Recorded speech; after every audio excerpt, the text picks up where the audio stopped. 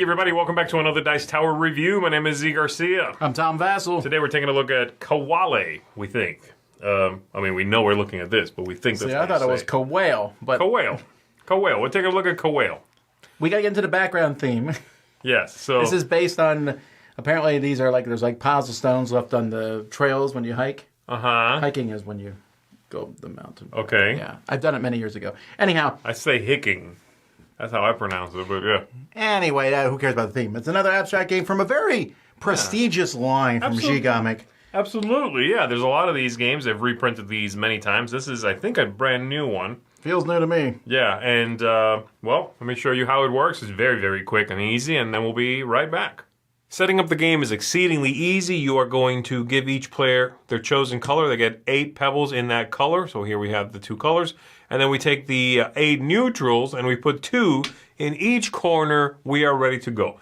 Pick a start player randomly, and on your turn, you are going to take one of your pebbles. You're going to put it on top of a stack, which could be a single pebble somewhere. That's fine, just not somewhere that's empty. You put it on top of a stack. You are going to pick up that entire stack and move out from there, dropping 1 off every time you move. You can change directions every time if you want to. You cannot immediately double back. I can't go here and then immediately back to here. But if I'm able to make a loop, I can come back to the same spot. So I place one there and I go 1, 2, 3, like so. Then my opponent will go. My opponent perhaps will play here, and they're going to go 1, 2, 3, like that. And this is going to continue. Perhaps I'll go here now and go 1, 2, whoops, 3. Sorry, there we go. Like so. Back to my opponent. This is going to continue until you are able to put out a line of your color 4 in a row. If you manage to do that, then you are going to win the game. If both players run out of pieces before that happens, then the game is a draw. I haven't seen that happen yet. Normally you manage to do it, but that's the idea. So that's pretty much all the rules. Leaving the other player leaving me a stack here with 3 of my own at this point is actually pretty powerful. So I can do something like this. Boom, boom, boom. That's a pretty good spot to be in right there. So there you go. That's it. Very simple. You've got all the rules now. Put your piece somewhere on a stack, not empty. Pick them up, drop them off one at a time. Try to get 4 in a row. That is visible from the top. That's the way it works. Not just buried pieces. That doesn't count. And if you manage to do that, you're the winner of the game. All right, so that is how the game works. Incredibly simple and straightforward, 4 in a row. You know, other than, I think, maybe Tic-Tac-Toe, this is one of the fastest abstract strategy games I've ever played. It is very fast. I actually think that works against it a little bit. I think it's too short. You know, the sort of tactics in it, and it's very, very tactical. Almost don't get a chance to blossom because the game is so short.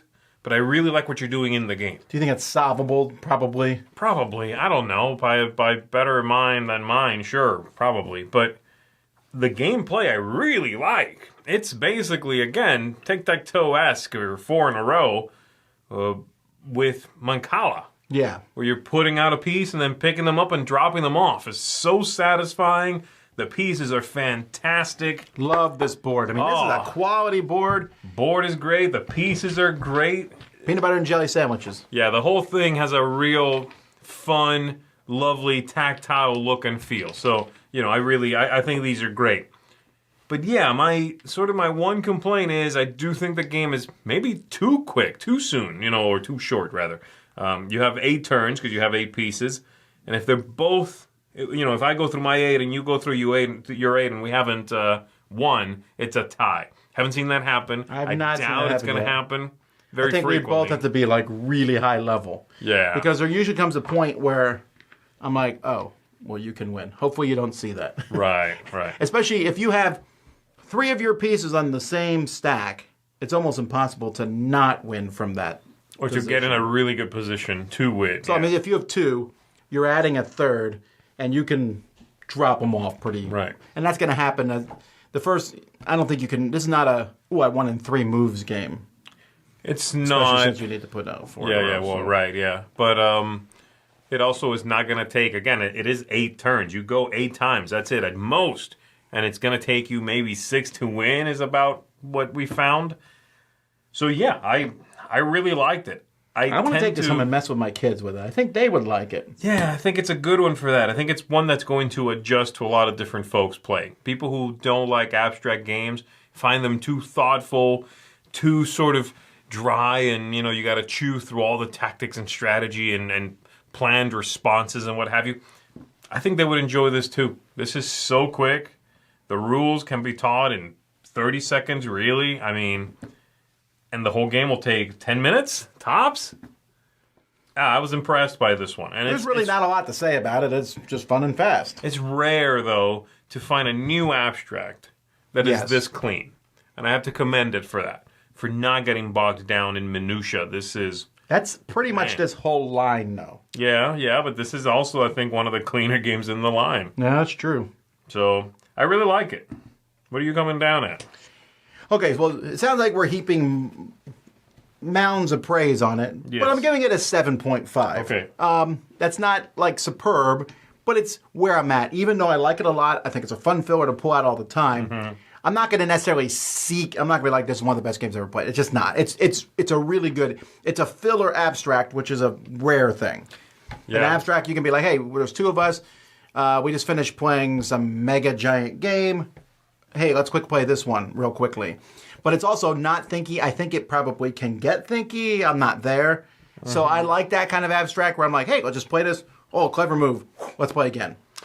I think you hit the nail on the head there, that the fact that it is so casual to play keeps it off the table. Because you don't think of it. You know what I mean? That might be the thing. Also, it's called Qawale, which doesn't, or Qawale. Qawale. I'm going to give it an 8. I like it a little bit more than you did. I really enjoy it. I think this is a great, again, introductory or approachable abstract game. But I agree with you that it is not necessarily going to haunt my dreams. I play it, I enjoy it, I go, ooh, this is fun. Let's do it again. 2 times in a row, fantastic. And then I sort of don't think of it. It's not that kind of abstract that I go home and study. And I'm like, next time. There's going to be no books written about this game. Next time I'm going to try this instead, and we'll see what happens. Then that's just not going to happen. And I think that very casual nature will keep it off the table. But for families, I think it works well. This is a great grandma's closet game. I am a grandma's husband. Okay. Anyway, folks, thanks very much for checking out our review of Qawale. My name is Zeke Garcia. I'm Tom Vassell. Tom is a grandma's husband.